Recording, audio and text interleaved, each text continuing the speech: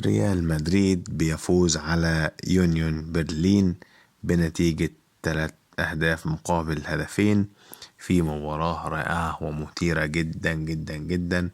يونيون برلين كان منافس عنيد وصعب، لكن الريال بالخبرات بيحسمها ويفوز بنتيجة 3-2.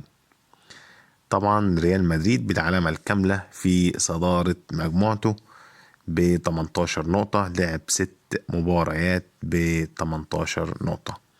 بيليه نابولي لعب برضو 6 مباريات ب10 نقاط، ثم سبورتنج براجا ب4 نقاط من 6 مباريات أيضا، ويونيون برلين في آخر المجموعة بنقطتين من 6 مباريات أيضا.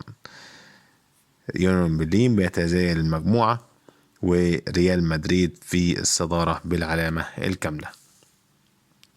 طبعا ريال مدريد النهاردة لعب مباراة ولا أروع ولا أمتع من كده. تعالوا مع بعض نشوف تقييم لاعبي ريال مدريد النهاردة. نبدأ بحراسة المرمى. كيبا 6.3 استقبل هدفين طبعا. بعد كده باك شمال جارسيا 7.5.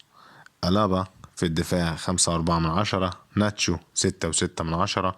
فاسكيز 7.5. خط النص مودريتش 6.4. فالفيردي 6.8. ثم بلينجهام 7.7. سيبايوس اللي أحرز هدف 8.2. ثم رودريجو 7.9. وأخيرا خوسيلو نجم المباراة 8.7 اللي أحرز هدفين. طبعا الفريق بالكامل قدم مباراة رائعة جدا جدا جدا، حاجة ولا أروع ولا أمتع. وطبعا زي ما احنا عرفنا ان بايرن ميونخ فاز على مانشستر يونايتد بنتيجة 1-0.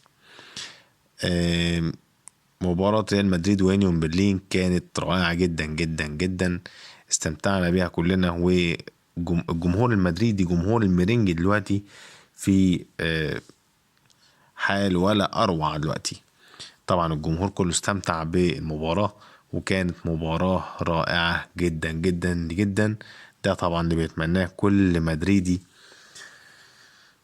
كده انتهى الفيديو بتاعنا. لو عجبكم الفيديو اشتركوا في القناة وفعلوا الجرس عشان توصل لكم كل فيديوهاتنا أول بأول، واستنونا في فيديو جديد على قناتكم ميجا هاتريك إن شاء الله.